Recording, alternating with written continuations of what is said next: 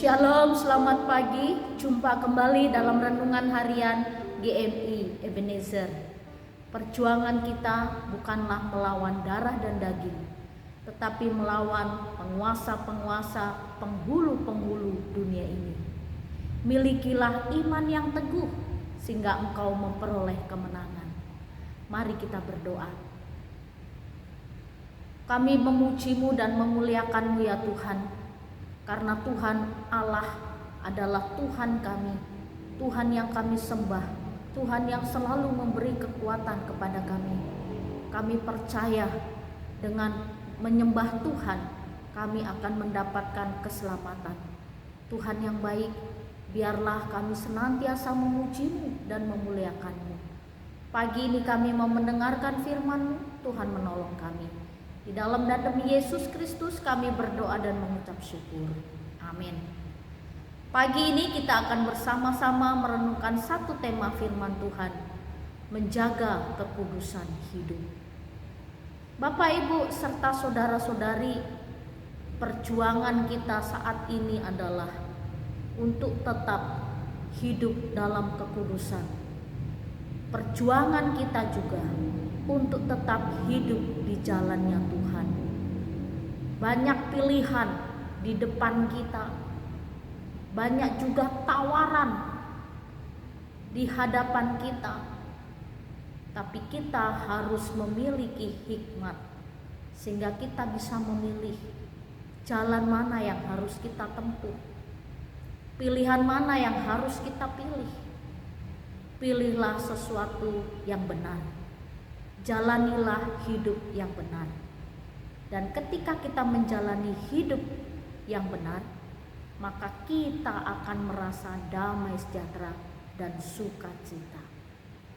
Pagi ini kita akan melihat satu tokoh di dalam Alkitab yang berjuang untuk tetap menjaga kekudusan hidup. Di dalam Kejadian pasal 39 ayat 7 sampai 9. Demikian bunyi firman Tuhan. Selang beberapa waktu istri tuannya memandang Yusuf dengan berahi. Lalu katanya, marilah tidur dengan aku. Tetapi Yusuf menolak dan berkata kepada istri tuannya itu, dengan bantuanku, tuanku itu tidak lagi mengatur apa yang ada di rumah ini.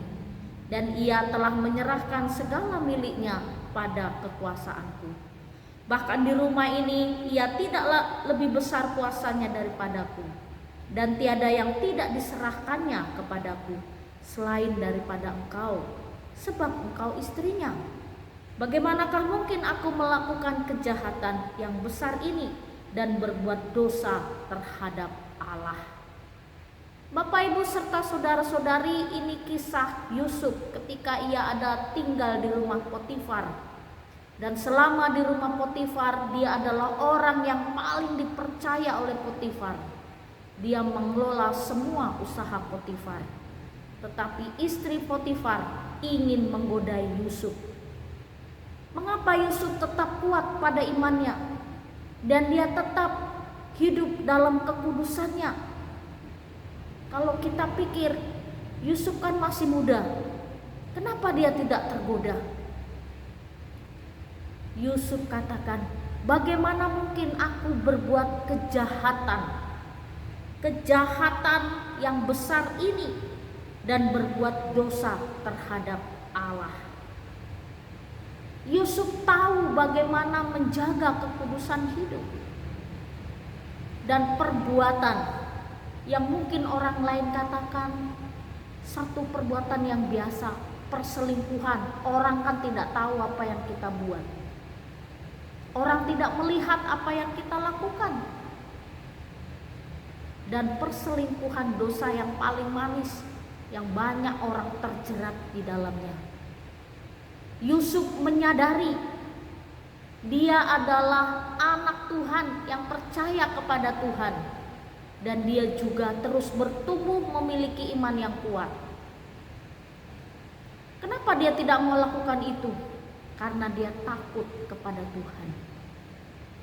Dia lebih takut kepada Tuhan daripada manusia. Yusuf berjuang untuk menjaga kekudusannya sehingga dia tidak dicemarkan oleh perbuatan-perbuatan dosa. Ketika istri Potifar merayunya dan mengajaknya melakukan sesuatu yang tidak sesuai dengan jalurnya, Yusuf tidak tergoda. Akhirnya apa yang terjadi?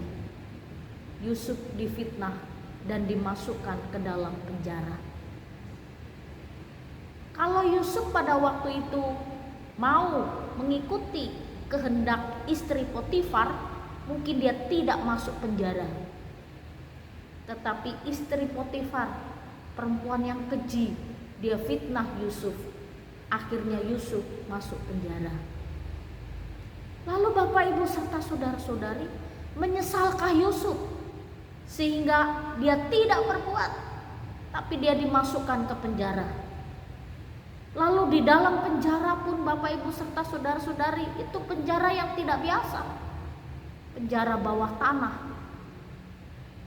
dan penjara yang tidak banyak orang tidak mau orang masuk ke dalam penjara. Tapi Yusuf tetap bertahan. Dia terus tetap percaya kepada Allah. Dan yang luar biasa, di dalam penjara pun akhirnya Yusuf menjadi orang kepercayaan kepala penjara.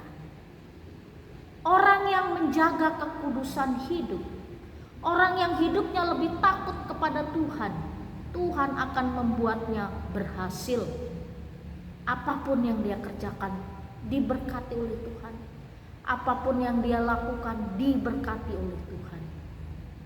Jadi sangat penting menjaga kekudusan dalam hidup, menjaga kesucian dalam hidup, dan menjauhkan diri dari dosa-dosa yang tidak Tuhan kehendaki.